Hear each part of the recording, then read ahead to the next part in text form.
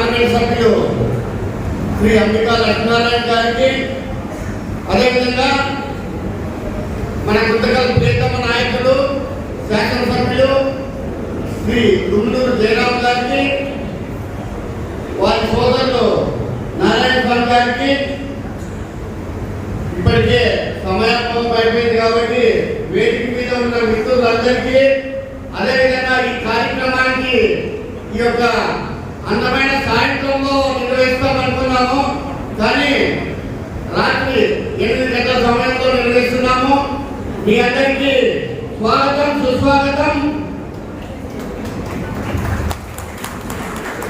ఈ యొక్క సార్వత్రిక ఎన్నికల్లో శ్రీ కుమ్మనూరు జయరాం గారు మొట్టమొదటిసారిగా మన టెంపుల్కి విచ్చేశారు. విచ్చేసిన సమయంలోనే అన్న దగ్గర ఒక విషయం ప్రస్తావించడం జరిగింది. ఆర్యవేశ్య యువజన సంఘం తరఫున శ్రీరామ నవమి కార్యక్రమము, పట్టాభిషేకము, హోమం కార్యక్రమాలు జరుగుతుంటే కరెక్ట్ అన్న వచ్చిన సమయానికే పూర్ణాహుతి జరుగుతా ఉంటుంది. అన్న పూర్ణాహుతిలో పాల్గొన్నాడు. తదుపరి వెంటనే పట్టాభిషేక కార్యక్రమం, శ్రీరాముని పట్టాభిషేకము, ఎవరైతే కార్యక్రమంలో పాల్గొంటారో వారి పట్టాభిషేకం ఖచ్చితంగా అవుతుంది. ఆ రోజే భోజన సమయంలో అక్కడ అభిషేకం చేస్తే అది అక్కడ జరుగుతూ ఉంటాయి. ఇవన్నీ సైట్స్ అని ఆ రోజు చెప్పడం జరిగింది. అదేవిధంగా ఆ రాముడు అమ్మవారు ఆశీర్వదించడం జరిగింది. అంతేకాకుండా అంబికా లక్ష్మీనారాయణ గారు మొట్టమొదట మన దేవాలయాన్ని పిలిచేసి పూజా కార్యక్రమాలను నిర్వహించుకొని చాలా ఎండాకాలం, ఆ యొక్క ఎండాకాలంలో మన అవపాచరణలో జరుగుతున్న అందరికీ కూడా మజ్జిగ పంపిణీ కేంద్రాన్ని సందర్శించి అందరికీ కూడా అక్కడ మజ్జిగ పంపిణీ చేసి ఆ యొక్క కార్యక్రమాన్ని ప్రారంభించడం జరిగింది.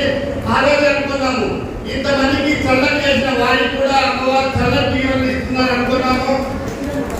అదేవిధంగా అమ్మవారు వారికి కూడా చల్లని బియ్యం ఇచ్చి ఆశీర్వదించి అఖండ మెజార్టీతో ఇద్దరిని గెలిపించుకొని మన ముందుకు రావడం జరిగింది. ముఖ్యంగా మొట్టమొదటిసారిగా తెలుగుదేశం మేనిఫెస్టోలో పవన్ కళ్యాణ్ గారు ఆర్యవేశ్యుల యొక్క ఆరాధ్య దైవము శ్రీ వాసవి కన్యకా పరమేశ్వరి దేవత యొక్క వర్ధంతిని, అంటే ఆత్మార్పణ దినాన్ని అధికారికంగా చేస్తామని ఒక మేనిఫెస్టోలో కూడా ప్రకటించారు.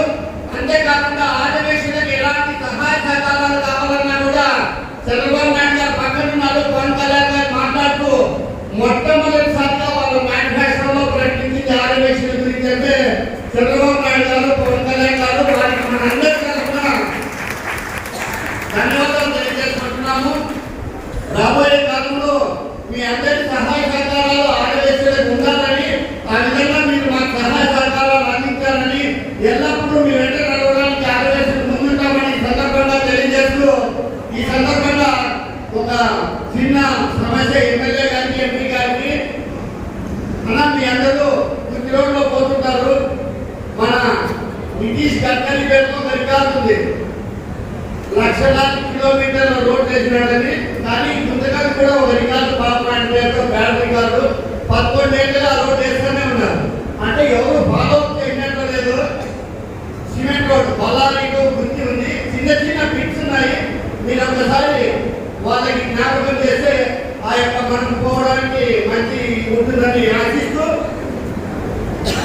అంతేకాదు మీ అందరి కోరిక, మనందరి కోరిక, గుంతకల్ని ఎప్పటికీ ఇంతవరకు కూడా ఒక మంత్రి ప్రాతినిధ్యం వహించలేదు. అమ్మవారి అదృష్టమో మన ఇంట్లో కానీ ఒక సీట్ కాదు